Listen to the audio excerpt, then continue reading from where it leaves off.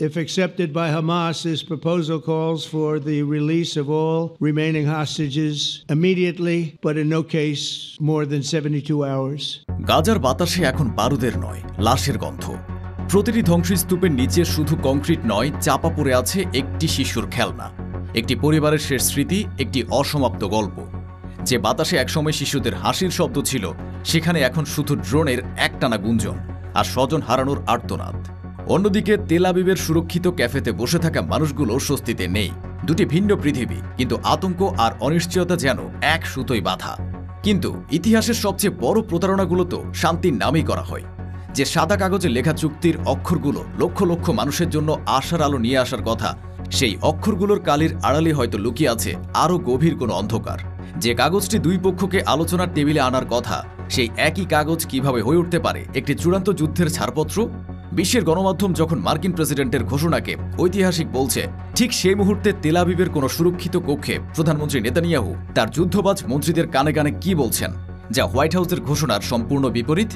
কেন শান্তির প্রস্তাবটি তার নিজের সরকারের কাছে সবচেয়ে বড় হুমকির কারণ হয়ে দাঁড়িয়েছে? আর অন্যদিকে হামাসের নেতারা যখন সেই চুক্তির প্রতিটি অক্ষর ধরে বিশ্লেষণ করছেন, তারা কি এমন কোনো শব্দ বা শর্ত দেখতে পাচ্ছেন যা বিশ্বের চোখ এড়িয়ে গেছে? এমন কোন গোপন ফাঁদ যা তাদের হয় রাজনৈতিক আত্মসমর্পণে বাধ্য করবে, নয়তো সম্পূর্ণ ধ্বংসের দিকে ঠেলে দেবে? এইসব জটিল প্রশ্নের কেন্দ্রবিন্দুতে রয়েছে দোহা, কায়রো আর ওয়াশিংটনের শীতাতপ নিয়ন্ত্রিত কক্ষে তৈরি হওয়া একটি ত্রিস্তরীয় শান্তি প্রস্তাব। মার্কিন যুক্তরাষ্ট্র বিশ্বকে একটি রোডম্যাপ দেখায়, যাকে একটি ইসরায়েলি প্রস্তাব বলে পরিচয় করিয়ে দেওয়া হয়। এই এক ঘোষণায় আন্তর্জাতিক মহল স্বস্তির নিঃশ্বাস ফেলেছিল। মনে হচ্ছিল বহু প্রতীক্ষিত শান্তি অবশেষে দরজায় কড়া নাড়ছে। চলুন সেই প্রস্তাব এবং এর আড়ালের গভীর ষড়যন্ত্রের জাল উন্মোচন করা যাক, যেখানে প্রতিটি শব্দের আড়ালে লুকিয়ে আছে ক্ষমতার লোভ, রাজনৈতিক চক্রান্ত আর ভবিষ্যৎ নিয়ন্ত্রণের এক ভয়ঙ্কর খেলা। প্রস্তাবটি ছিল স্পষ্ট এবং 3টি ধাপে বিভক্ত, যেন একটি জটিল রোগের ত্রিস্তরীয় চিকিৎসা। প্রথম ধাপে 6 সপ্তাহের জন্য সম্পূর্ণ যুদ্ধবিরতি। এই সময় হামাস নারী, বৃদ্ধ, অসুস্থ এবং আহত জিম্মিদের মুক্তি দেবে। এর বিনিময়ে ইসরায়েল শত শত ফিলিস্তিনি বন্দীকে মুক্তি দেবে, যাদের মধ্যে অনেকে দীর্ঘমেয়াদী সাজাপ্রাপ্ত। ইসরায়েলি সেনারা গাজার ঘনবসতিপূর্ণ এলাকাগুলো থেকে সরে আসবে এবং বাস্তুচ্যুত ফিলিস্তিনিরা উত্তর গাজায় তাদের বাড়িতে ফিরতে শুরু করবে। প্রতিদিন কমপক্ষে 600 ট্রাক মানবিক সহায়তা গাজায় প্রবেশ করবে। দ্বিতীয় ধাপে আলোচনা সাপেক্ষে বাকি সমস্ত জীবিত জিম্মিদের মুক্তি দেওয়া হবে, যার মধ্যে পুরুষ সেনা সদস্যরাও অন্তর্ভুক্ত। এর বিনিময়ে ইসরায়েলও আরও ফিলিস্তিনি বন্দীকে মুক্তি দেবে এবং সবচেয়ে গুরুত্বপূর্ণ শর্ত, গাজা থেকে সমস্ত ইসরায়েলি সেনার সম্পূর্ণ প্রত্যাহার সম্পন্ন হবে। এই ধাপে স্থায়ীভাবে শত্রুতার অবসান বা পার্মানেন্ট সিজফায়ারের কথা বলা হয়েছে। তৃতীয় ধাপে গাজার জন্য একটি বহু বিলিয়ন ডলারের আন্তর্জাতিক পুনর্গঠন পরিকল্পনা শুরু হবে, যা চলবে 3 থেকে 5 বছর ধরে। এ সময় নিহত জিম্মিদের দেহাবশেষ তাদের পরিবারের কাছে হস্তান্তর করা হবে। ব্রিটিশ গণমাধ্যম দ্য গার্ডিয়ান তাদের এক প্রতিবেদনে লেখে, for the first time in months a genuine pathway out of the bloodshed appears possible. অর্থাৎ কয়েক মাসের মধ্যে এই প্রথমবার রক্তপাত থেকে বেরিয়ে আসার একটি বাস্তবসম্মত পথ দেখা যাচ্ছে। হামাসও প্রাথমিকভাবে জানায় তারা প্রস্তাবটিকে ইতিবাচক দৃষ্টিতে দেখছে। বিশ্বজুড়ে তৈরি হয় এক আশার বাতাবরণ, কিন্তু এই আশার আলোতে লুকিয়েছিল সন্দেহের গভীর ছায়া। চুক্তিটি আলোর মুখ দেখার কয়েক ঘন্টার মধ্যেই এর ভেতরে লুকিয়ে থাকা বিপদগুলো স্পষ্ট হতে শুরু করে। বিপদটা চুক্তির শব্দে ছিল না, ছিল এর ব্যাখ্যায়। ওয়াশিংটনে যখন স্থায়ীভাবে যুদ্ধবিরতির কথা বলা হচ্ছে, প্রধানমন্ত্রী বেঞ্জামিন নেতানিয়াহু তখন তেল আবিবে তার অতি ডানপন্থী জোটের সামনে ভিন্ন বার্তা দিচ্ছিলেন। আন্তর্জাতিক সংবাদ সংস্থা রয়টার্স নেতানিয়াহুর এক অভ্যন্তরীণ বৈঠকের কথা ফাঁস করে, যেখানে তিনি বলেন, আমরা হামাসের শাসন ও সামরিক সক্ষমতা সম্পূর্ণ ধ্বংস না করা পর্যন্ত যুদ্ধ থামাবো না। আলোচনায় সাময়িক বিরতি আসতে পারে জিম্মিদের মুক্তির জন্য, কিন্তু চূড়ান্ত বিজয় অর্জিত না হওয়া পর্যন্ত আমাদের লক্ষ্য অপরিবর্তিত থাকবে। স্থায়ী যুদ্ধবিরতির কোনো প্রশ্নই ওঠে না। এই বক্তব্য ছিল হোয়াইট হাউসের ঘোষণার সরাসরি লঙ্ঘন। একদিকে শান্তির প্রস্তাব, অন্যদিকে যুদ্ধ চালিয়ে যাওয়ার প্রকাশ্য শপথ। এটি কোনো ভুল ছিল না, এটি ছিল একটি সুচিন্তিত রাজনৈতিক চাল। নেতানিয়াহু ভালো করে জানেন, যুদ্ধ থামলে তার রাজনৈতিক ক্যারিয়ারও থেমে যেতে পারে। 7ই অক্টোবরের নিরাপত্তা ব্যর্থতার দায় তাকে নিতে হবে। জোটের কট্টরপন্থী অংশ সরকার থেকে বেরিয়ে যাবে এবং তার প্রধানমন্ত্রিত্বের অবসান ঘটবে। তার অর্থমন্ত্রী বেজালেল স্মোট্রিচ এবং জাতীয় নিরাপত্তা মন্ত্রী ইতামার বেন গভির প্রকাশ্যে হুমকি দেন, যুদ্ধ থামানোর চুক্তি মেনে নেওয়ার অর্থ হবে সরকারের পতন। অন্যদিকে কাতারে অবস্থানরত হামাসের রাজনৈতিক প্রধান খালেদ মিশেল এই দ্বিমুখী খেলা ধরে ফেলেন। কাতার ভিত্তিক সংবাদ মাধ্যম আল জাজিরাকে দেওয়া এক সাক্ষাৎকারে তিনি স্পষ্ট বলেন, আমরা এমন কোনো চুক্তি মেনে নেব না যেখানে গাজা থেকে আগ্রাসী শক্তি সম্পূর্ণ প্রত্যাহার এবং স্থায়ী যুদ্ধবিরতির লিখিত ও সুস্পষ্ট গ্যারান্টি থাকবে না। আমাদের জনগণের আত্মত্যাগ কোনো সাময়িক যুদ্ধবিরতির জন্য নয়, বরং দখলদারিত্বের অবসানের জন্য। আমেরিকার কথায় আমরা বিশ্বাস করি না, আমাদের লিখিত প্রতিশ্রুতি প্রয়োজন। দেখুন, দুটি সম্পূর্ণ বিপরীতমুখী অবস্থান। নেতানিয়াহুর জন্য শান্তি মানে রাজনৈতিক মৃত্যু, আর হামাসের জন্য শর্তহীন শান্তি মেনে নেওয়া মানে সামরিক এবং রাজনৈতিক আত্মসমর্পণ।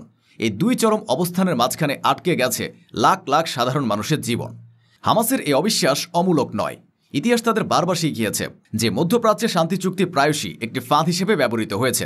1993 সালের অসলো চুক্তির কথা ভাবুন। যুগান্তকারী সেই চুক্তির পর ফিলিস্তিনিরা একটি স্বাধীন রাষ্ট্রের স্বপ্ন দেখেছিল, কিন্তু বাস্তবে কি হয়েছিল?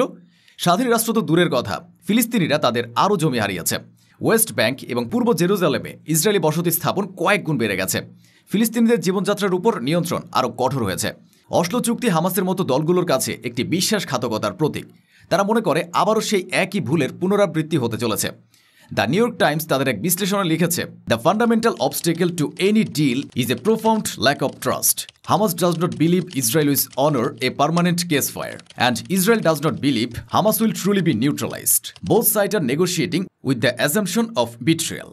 অর্থাৎ যে কোনো চুক্তির মূল প্রতিবন্ধকতা হল গভীর অবিশ্বাস। হামাস বিশ্বাস করে না যে ইসরায়েল স্থায়ী যুদ্ধবিরতির সম্মান রাখবে, এবং ইসরায়েলে বিশ্বাস করে না যে হামাস সত্যি নিষ্ক্রিয় হবে। উভয় পক্ষই বিশ্বাসঘাতকতার আশঙ্কা মাথায় রেখে আলোচনা করছে। এই অবিশ্বাসের আগুনে ঘি ঢেলেছে চুক্তির একটি গোপন শর্ত, গাজায় একটি টেকনোক্র্যাট সরকার প্রতিষ্ঠা করা। অর্থাৎ হামাসকে শুধু সামরিকভাবে নয়, রাজনৈতিকভাবেও ক্ষমতা থেকে সরানো হবে। আমেরিকা যখন ইউক্রেনে যুদ্ধকালীন নির্বাচন না হওয়াকে গণতন্ত্রের সংকট বলে না, তখন তারাই আবার গাজার জনগণের ভোটে নির্বাচিত একটি জনগণকে হটিয়ে পছন্দের সরকার বসাতে চায়। এই দ্বিমুখী নীতি আরব বিশ্বে আমেরিকার বিশ্বাসযোগ্যতাকে তলানিতে নিয়ে গেছে। এখন হামাসের সামনে দুটি পথ খোলা। এক, এই অপমানজনক চুক্তি মেনে নিয়ে নিজেদের রাজনৈতিক অস্তিত্বকে বিলীন করে দেওয়া, যার অর্থ হবে হাজার হাজার যোদ্ধার আত্মাহুতি এবং জনগণের প্রতিরোধকে বিসর্জন দেওয়া। দুই, এই প্রস্তাব প্রত্যাখ্যান করে ইসরায়েলের ইতিহাসের সবচেয়ে ভয়ঙ্কর এবং চূড়ান্ত সামরিক অভিযানের জন্য প্রস্তুত হওয়া, যার লক্ষ্য হবে রাফা সহ পুরো গাজাকে মাটির সাথে মিশিয়ে দেওয়া। তাদের সামনে বিকল্প দুটি, অপমানজনক শান্তি নাকি সম্মানজনক ধ্বংস।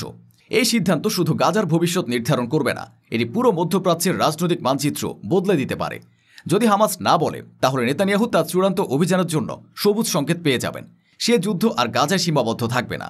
লেবাননের হিজবুল্লাহর উত্তর সীমান্তে ইয়েমেনের হুতিরা লোহিত সাগরে পশ্চিমা জাহাজগুলোকে লক্ষ্যবস্তু বানাবে। আর সবচেয়ে বড় প্রশ্ন, ইরান কি এবার সরাসরি এ সংঘাতে জড়িয়ে পড়বে? একটি চুক্তি যা শান্তি আনার কথা বলছিল, তাই হয়তো খুলে দিচ্ছে এক সর্বনাশা আঞ্চলিক যুদ্ধের দরজা।